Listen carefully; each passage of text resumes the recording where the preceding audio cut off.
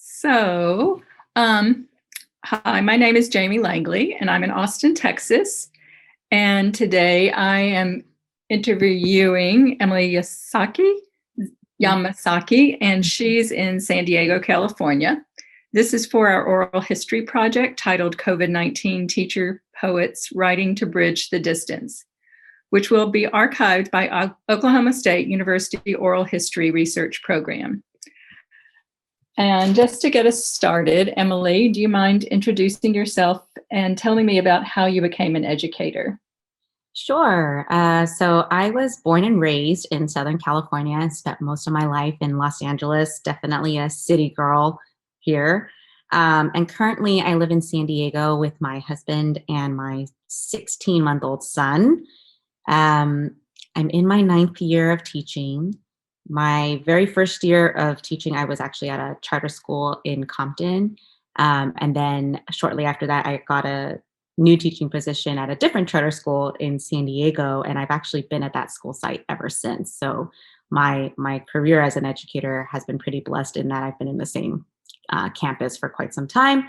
And at that school, I've taught a variety of different grades, kind of hopped around. So I've taught 2nd, 4th, 5th, and now I'm actually teaching 6th grade math and science for the school year. Okay. So I'm going to roll us back to the beginning of COVID-19. So if you'll think back to March 2020, not too far away, except sometimes time is a little bit vague. How did you learn that teachers in your state would be quarantined? It's so incredible to think back to March 2020 because, like you said, that's not really that long ago, yet it feels like a lifetime ago.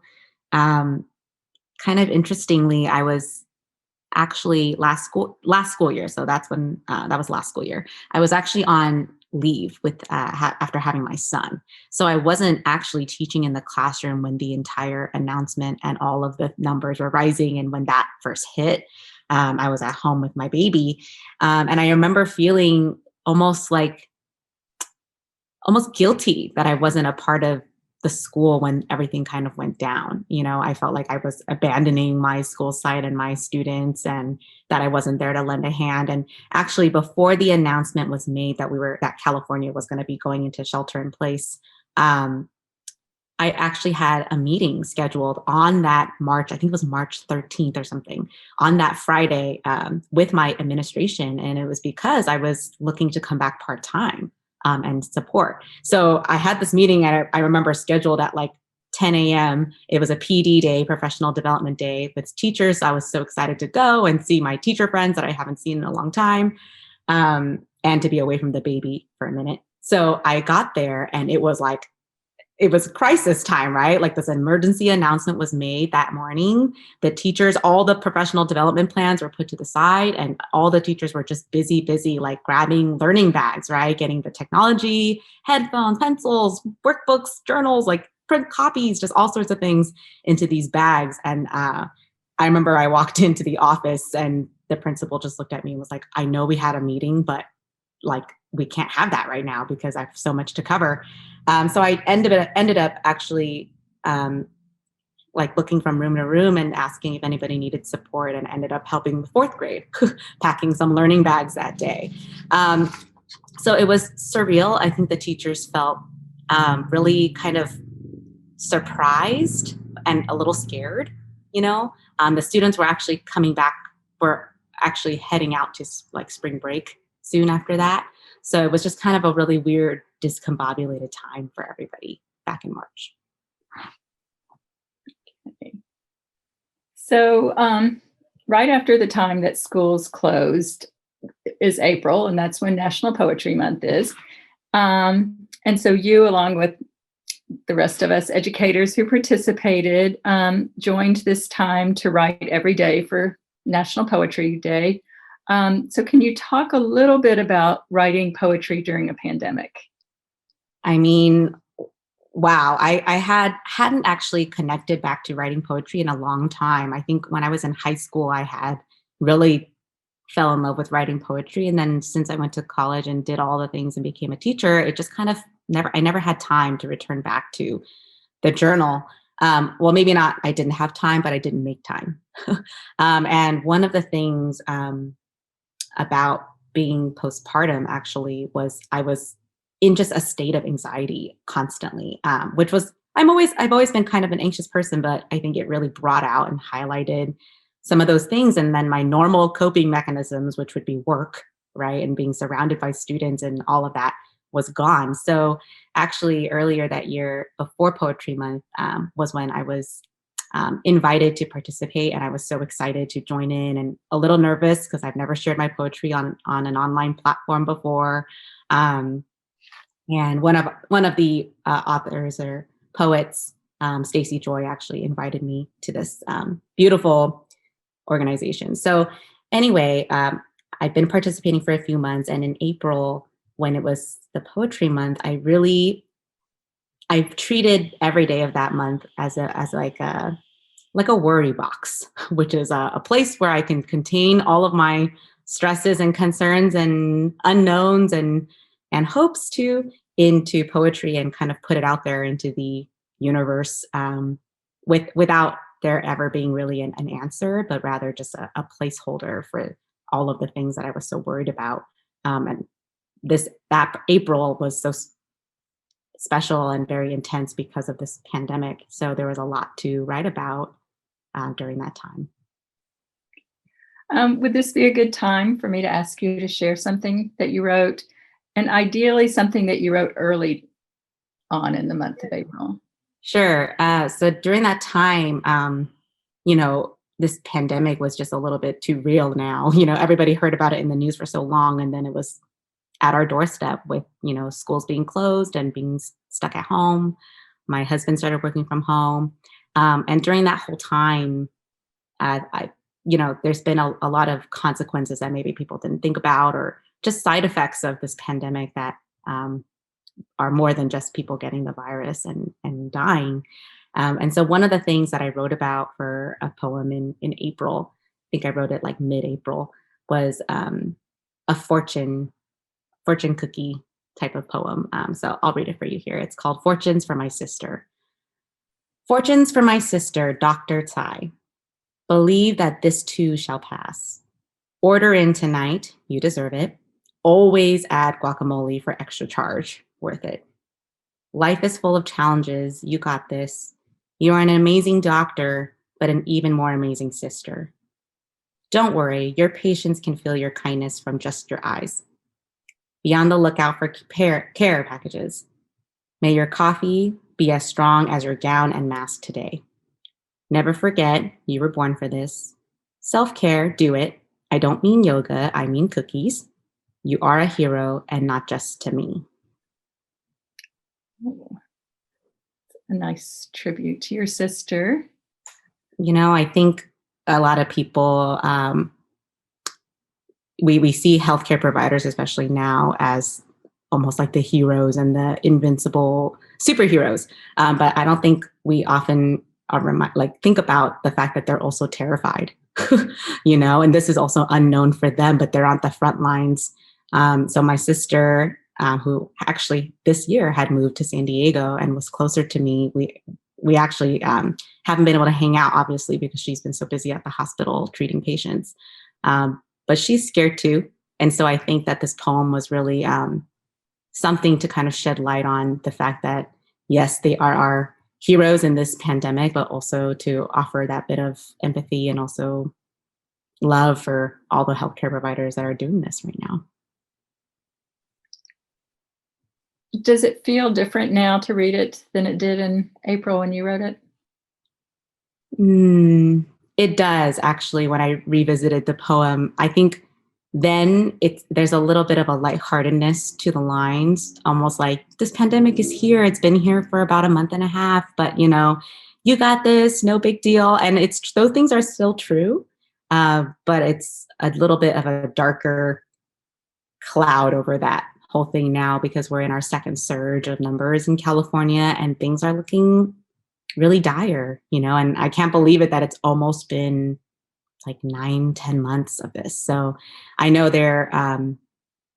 not just my sister, but other doctors and nurses are, they're hitting exhaustion levels, and also just struggling too. So I think it feels different in that I still hope she can see all these things and do all these things for herself. But I also know that this has not been that quick thing that I think a lot of us thought it was going to be back in March and April.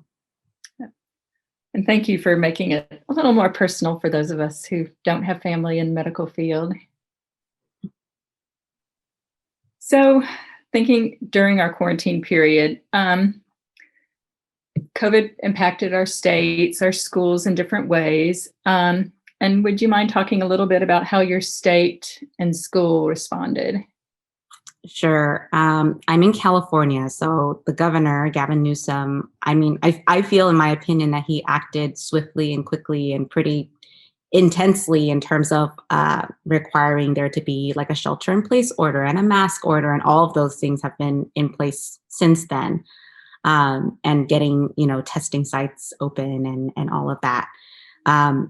But despite, quick action, I think that we still are seeing obviously a struggle in our communities and in our state. So the numbers, like I mentioned before, they've been still climbing, and maybe it's because of the recent holidays. And I'm worried about what that means for, upcoming Christmas and the holidays that people are celebrating soon, and New Year's.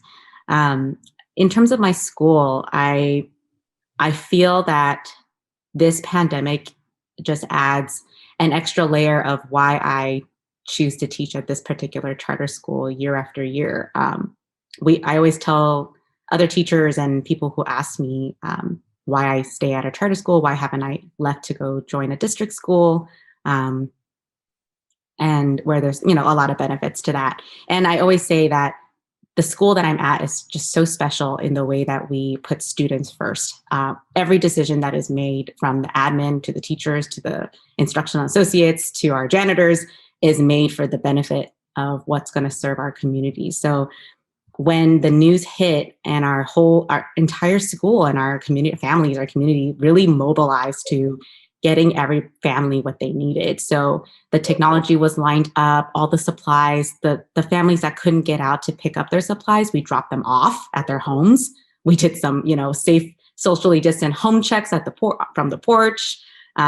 We put together a family outreach team made up of like different employees at our school to reach out by phone, or like I said, the home visits, to just check in on those like families that we were the most worried about, the families that really relied on our school for a lot of services. For example, we offer it's like a before and after school program. It runs from 6 a.m. to 6 p.m. and many of our students participate in that. And so now all of a sudden, it's really not just that they're not here for school, they're not here for all of that childcare and supervision that the parents needed in order to maintain their jobs and all of that. So I feel that even though it has been so hard and challenging for teachers and families, I think that I'm proud of the way that the school has kind of just showed up in force. And we often say that when we are cornered, we tend to perform at our highest in that setting. And even though we're exhausted, I think it still rings true today. And so as we're in this quarantine period, so you probably were not teaching from home, but how did this period impact your writing? I think that I was kind of in a really interesting position because I did end up going on part-time, actually. And I taught from home for a small groups for fifth grade. And but because I wasn't fully in, I kind of got this opportunity to be like the fly on the wall for like my teacher colleagues and my students. And so watching all these people that I care about go through this, I think has really, it showed up in my writing in terms of wanting to kind of describe the internal turmoil that everybody was kind of experiencing. Like, I think as educators, especially, we are really hard on ourselves. So I think that I was trying to put a lot of that into words, and not just my own feelings, but what I saw going on with my colleagues. Um, so I feel like you've talked about how your school worked. Do you have anything to share that you noticed or learned about other schools in your area? Yeah, Share? I do. I think one thing that I can probably say is that in every school, it's hardship on everyone all the way around, and it sounds a little bit pessimistic, but I tell people who ask me for my opinion on this that I just think that there's no winners right now. Like this, there is no one situation or one schedule or any one thing that the school can do to make every parent and every family and every teacher and every person's like check all the boxes. Like this is the time when like you kind of have to make these really tough calls, and that the decision you make may not impact every family or every stakeholder the same way. So one thing I can say about all schools in our area is everyone's doing the best that they can, and it's very, very hard for our decision makers and also for everybody that's impacted. And do you feel like this is going to have an impact on education in the farther out space, not just today? Right. I do actually. And I think it'll have like a multifaceted uh, impact in terms of how that relationship between home and school is. I think there's communities where, and pockets of communities where schools are seen as like an entirely separate entity to the home. It's kind of like I sent them to school, so they do that at school. And then when they come home, it's a whole different world. And there's some basic communication between school and home, but it's not quite as intertwined, right? And I think now that that's gone. And even if things return and the pandemic, slows down and the numbers are decreasing, I think that should be something that's kind of capitalized on. Now that we've had to kind of be forced to see family members as a different, not just, a student's mom or a student's grandma or auntie or uncle, but rather like partnership in the learning. So I think that's one kind of hope that I can see for once this whole thing ends. And would this be a good time for you to share a second poem, something written in the midst of it? Yes, I wrote this poem kind of right at the heart of it. I think after a staff meeting when I heard some teachers just feeling despair that they weren't doing enough or that they couldn't do enough to meet every need of every child during this time. And the poem is called Abandoned. School abandoned, no one sitting in those blue chairs, teachers care. Dust on desks, no pencil tin, it's really in the dim, empty hall, no tracked mud, our blood. Feels lifeless without a hey bud. A school with no pulse or heartbeat, eerie and just a bit too neat.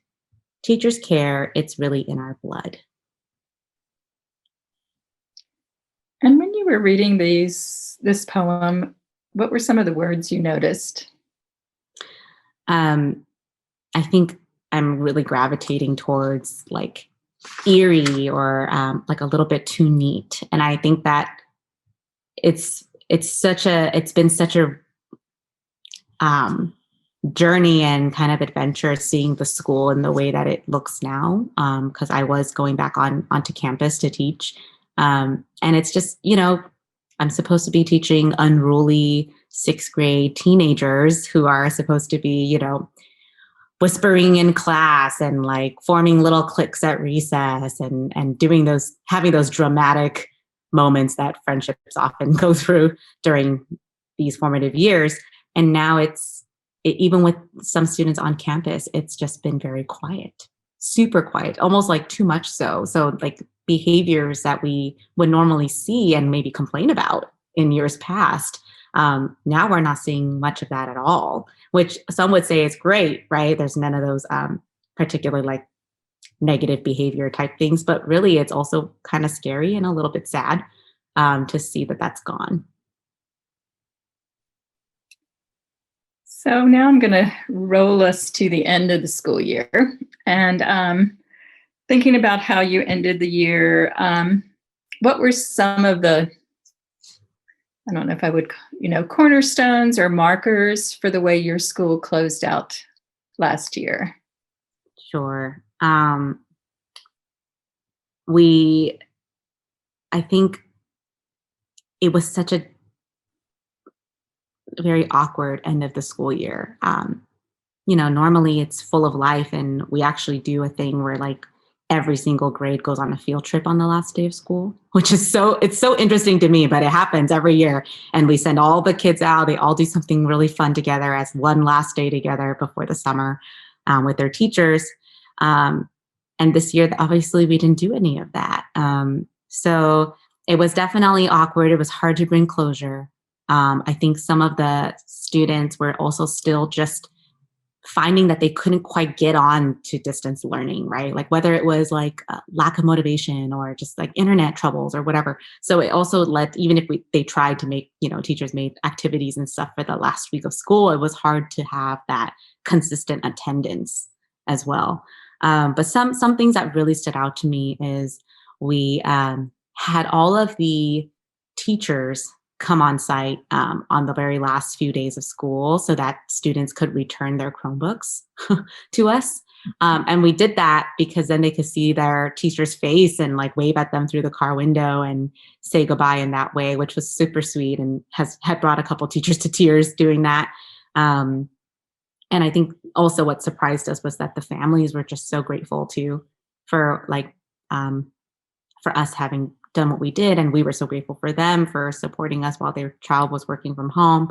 So that moment really stood out to me. And then another was my school is a kindergarten through 8th grade charter school.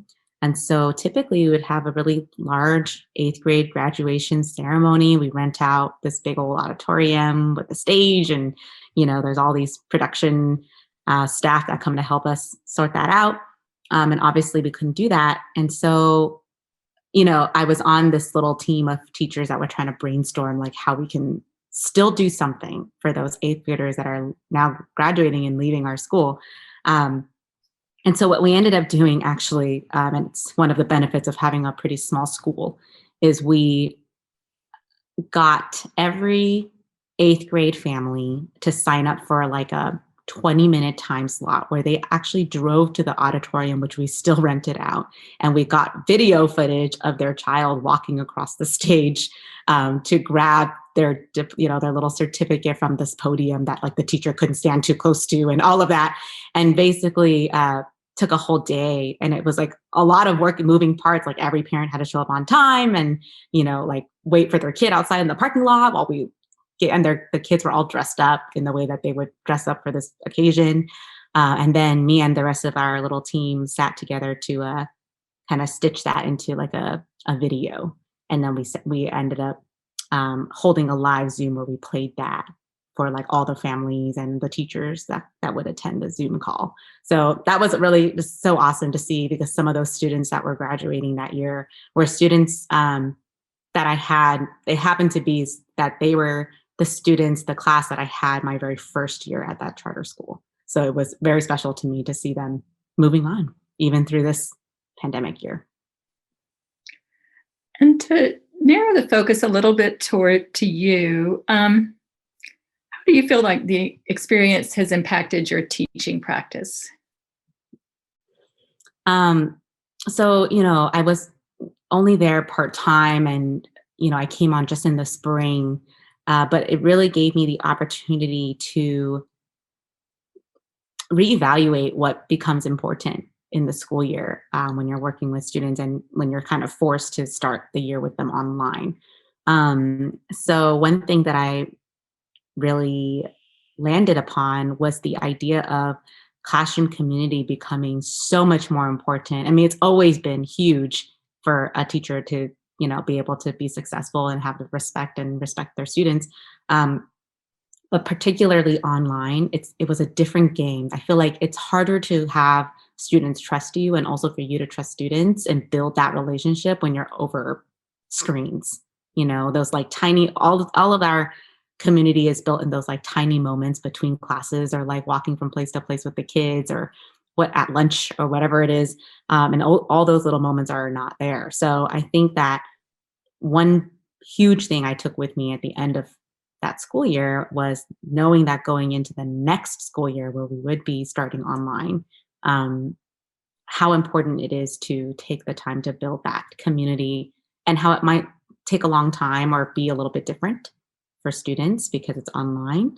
And then also we've always, as teachers, we've always been pressed for time, right? We never have enough time to run through our standards or to get through all our content. And one thing I've learned from a colleague at my school is a teacher should make time for what they think is worth the time, right? So if whatever that may be to that educator. So that has never been more true now because our time has become so short with students online, no less. So one thing that's really impacted me is like when I pick and choose what I'm teaching or what I'm going to spend time on, it's a lot more selective, and I have to learn to be okay with that. And then when you think about your relationships with students, families, and colleagues, and you've talked about it a little bit, but is there anything that has changed that you feel like you haven't touched on?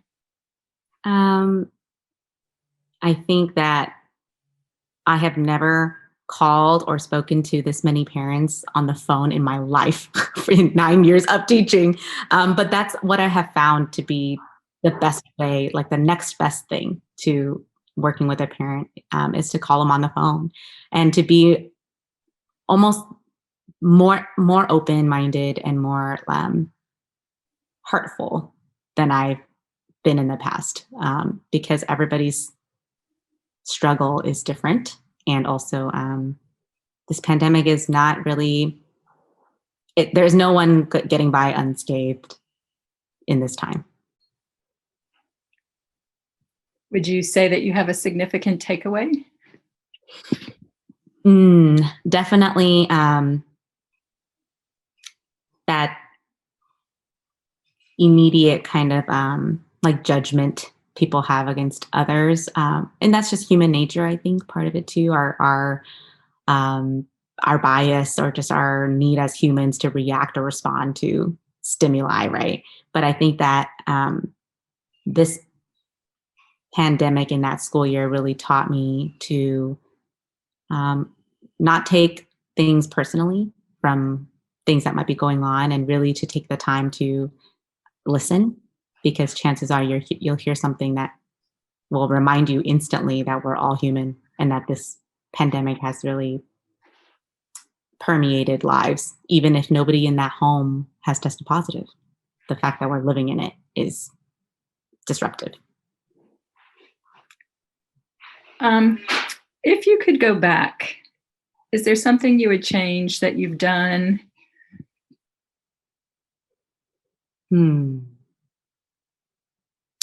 I think I don't need to go way back because I'm still doing this now. But one thing I've been really trying to do, and it has not been easy for me, is to remember to provide that same grace that I am giving to parents and students and staff members, but to myself. I think that I'm living in the age of a pandemic and I'm teaching in the age of a pandemic, but I'm still assessing myself as if I'm not. And that's, it's hard. So one thing I could do if I could go back is not beat myself up over all the things that I did and all the things I still think these days. And I don't know if this is the same thing, but I have both. Any aha moments? Was there something that, like, one day you realized?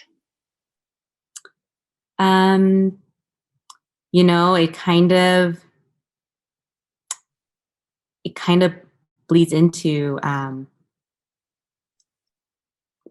the time after the school year ended, that question for me, because during the pandemic, I was, like I was spending most of my time at home. I had the little one with me, so that's where I spent all my time. So it wasn't easy, but we stayed socially distant, and almost felt as if the pandemic was a world problem, but not my problem. Meaning, like, I'm so safe in my little home that there's no way it could really impact me from these four walls here. But I soon realized, and I think it was kind of a growing moment for me, that it's at our doorstep, So I think that aha moment of realizing, like, it's not the world's problem, it's also our issue that we're having to face every day. And sort of on the flip side, has there been a silver lining? Yeah, I think that this entire 2020 year, between the pandemic and the election and all of the things that have happened, it's really opened up our communities and our nation to no longer be able to turn a blind eye to certain inequities or systemic issues that are permeating our whole country. So I think one silver lining from this year is, and that I hope will be true, is that we can't turn a blind eye to those issues anymore. They're here, and we've all pulled back that curtain to see how ugly it can be. So thinking about now and thinking about the future, would you want to talk a little bit more? You and I talked about it before we got started, but the current state of COVID in your state and the impact on your schools right now. Sure. So currently, at least in California, and I think in most of the country, we're experiencing another surge in the COVID-19 positive cases and numbers.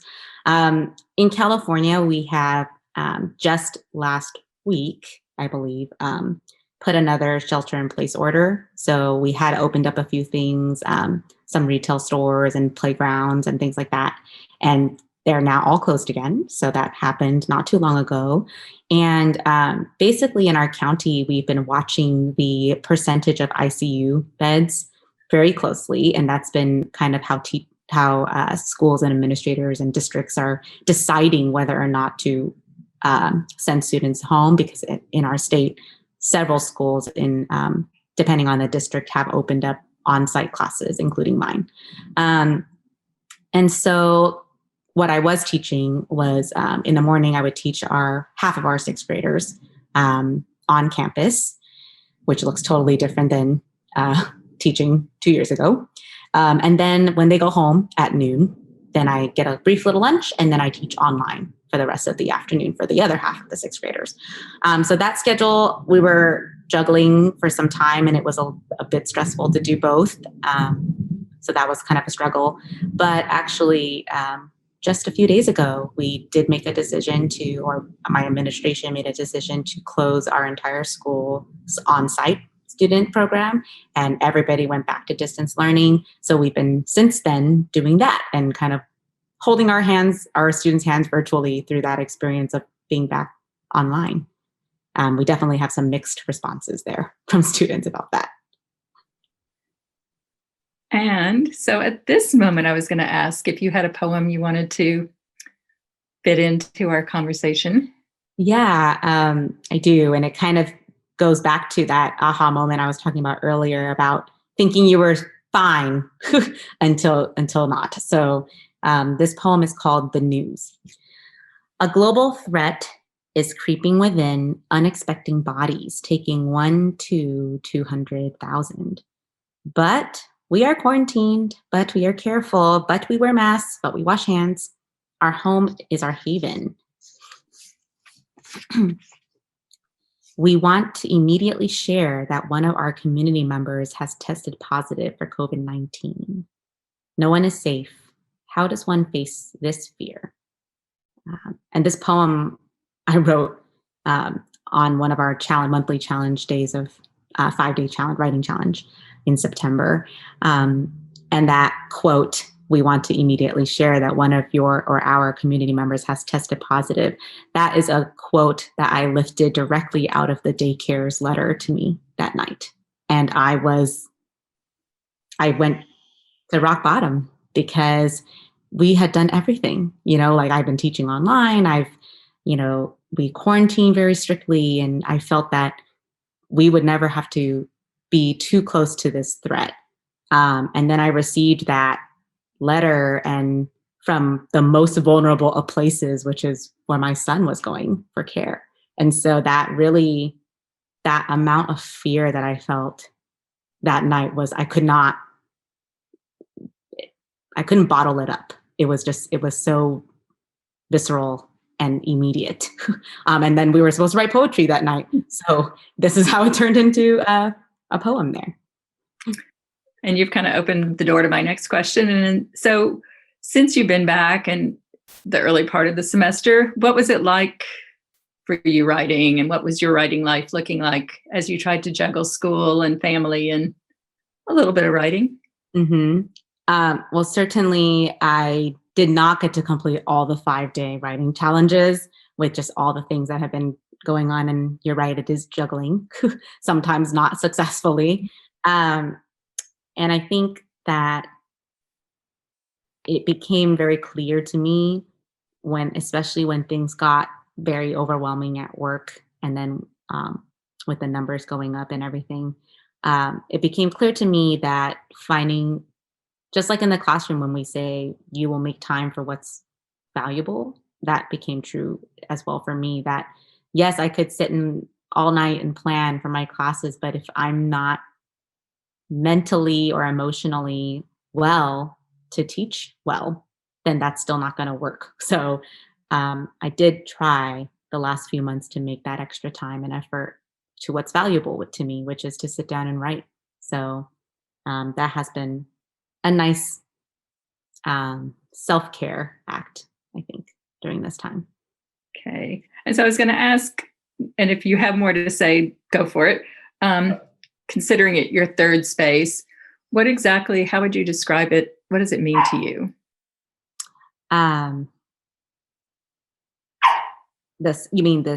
The self-care piece? With the writing life. I think that it means that everybody, especially now, needs to find a little bit of what makes you happy outside of, others. Because I think that this pandemic has really rocked everyone, and there is more time for self-reflection, even if you don't want to do it or you don't like what you see. So I think instead of fighting it, one takeaway I have for others too is to really kind of look it in the eye and re-examine what you do with your time. And if you're not building any time for the things you love innately for yourself, then try to do so, because we all need a little bit of that connection to something other than what's happening right now. And do you feel like you can bring this COVID moment into a space with literacy? And do you feel like there is a place where this experience for us is going to impact our understanding of literacy teaching or learning for teachers and students? I do. I think, coming from a school site that has predominantly not followed any sort of, explicit pacing guide, or we have curriculum that is purchased, but it is not required of any teacher of any grade to have to follow it, and certainly not to week by week guide. So I think that this pandemic and distance learning and being pressed with half the amount of instructional minutes and all of that, it really has taught me that when it comes to student learning, you can't really spend a lot of your time on the fluff, the time killers, or like drill and kill math, right, is a big one. A lot of people want to spend their time doing worksheets and worksheets of math problems, and that's no longer going to cut it.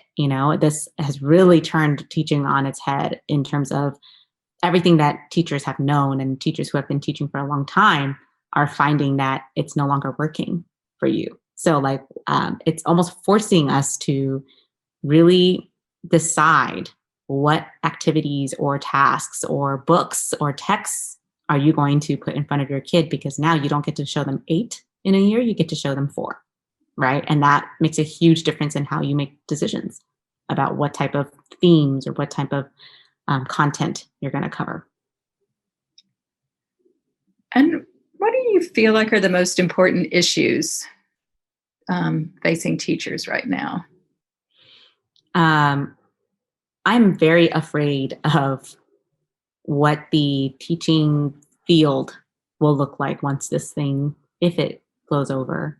I just wonder how many teachers have we lost from exhaustion, or the amount of pressure that is put on them, and they decide to leave the field. I would not be surprised. And I'm interested to see the research and the numbers on how many experienced teachers that are so needed in this field throw in the towel, because this has been a rough year. And I think it's rough in so many ways, not just the pandemic, but how the public is perceiving teachers too. It's a big hit on our moral compass and the drive for what we do, why we chose this field to begin with. And one thing I've been really watching closely is, and I'm sure many teachers are, is the standardized testing in this country. Right now, as far as I've heard, it is still slated to be happening. And that's neither here nor there. I think my bigger issue is, what message is that sending to the teachers out there who are at a school maybe that is really intense about these scores, and we're sitting here and telling parents and telling students that this is a pandemic year, that you are doing the best that you can, and we're giving you grace, but then we're going to turn around and tell all these teachers, sure, it's a pandemic year, and sure, you're getting half the instructional time, but also we're going to assess you with the same or almost the same test and make judgment calls off of them. And that worries me too. So I do wonder how people are doing in maybe other schools or pockets or communities or counties that aren't my tiny little charter school island that I'm on. And what are the questions you have for yourself as a teacher right now? What are the things you're trying to figure out where Emily fits into this new teacher? Sure. It's so interesting that you bring that question up, because for a couple of years now, and pre-pandemic, I've been thinking about that same question. Like, am I driven to want to stay as a classroom teacher for my whole career, right? And a big part of me was a big yes to that, because I love the classroom and I love everything that it stands for. And then there's this tiny bit of me that had always kind of wondered if I could make a big impact too by maybe coaching teachers at my school, or bleeding into that a bit of that more administrative role. And my school does adopt a teachers teaching teachers model, so we're not new to that idea of teachers doing that.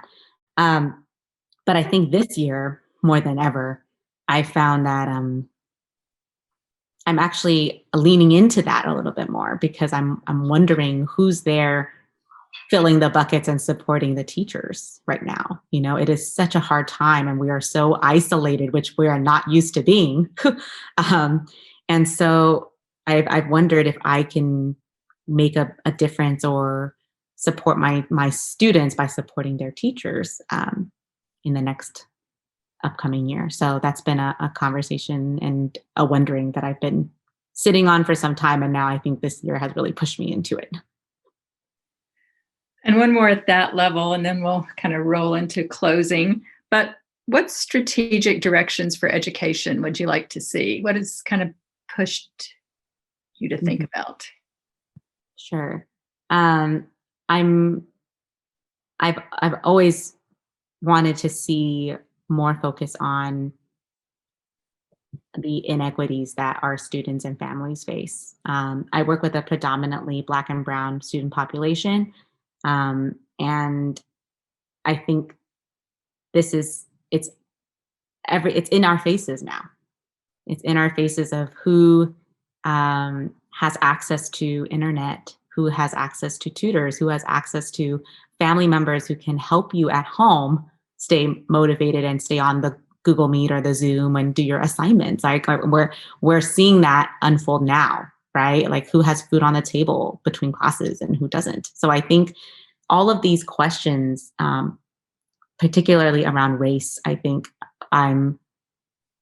it should be no longer this add-on bonus class in your teacher education program, or this kind of like last one department from the district focusing on it. I think it needs to be at the forefront and be the lens in which every stakeholder, every decision maker is seeing while they make these decisions about schools and education. So we've been talking for nearly an hour, and I don't want to take your time, but is there something you would like to share that we haven't touched on this afternoon? Yeah. One thing I'd like to end with is just kind of a nod to the teachers out there in this pandemic all across the country and the world, that maybe they're a bit like me in that they have some days that are good, where you are optimistic and hopeful, and then maybe moments or days where you're just at the bottom of the barrel. So on a good day, I'm, telling myself we can do hard things. That's from Glennon Doyle's book, Untamed. And I pull out her book all the time just to reread that statement of we can do this, we can do hard things, we've done hard things, and we will do it again. And then there are days that are harder to be so light. And so this poem, if it's okay, that I want to share, last poem here, is as one that I wrote to kind of represent one of those days when you're just feeling defeated. And the poem is called Thin. This year, I am stretched thin. Not the skinny girl thin, nor the skim, might as well be water, milk thin. Not even the angel hair pasta kind of thin. The kind of stretched thin makes you wonder if nannying would be easier. If fall 2020 is the one where you throw in the teacher towel. The kind of stretched thin makes you want to be somewhere, someone, anyone else. Oh, so nice. So I really want to thank you for your time today, and it's been great to talk to you. And as another teacher from another part of the country, it feels good to have people who, even though our experiences are pretty different, they're not that different. There's so much that we share. And I think when I get together with people, it makes me feel maybe less alone and maybe a little bit stronger by knowing you might not be at my side clearly, or even in the building or the meetings I attend at the end of the week, but we're all doing this.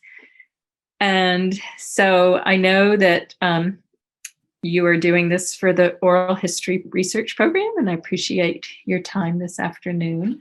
Thank you so much, Jamie, for meeting with me. It's been awesome chatting with you. Yeah.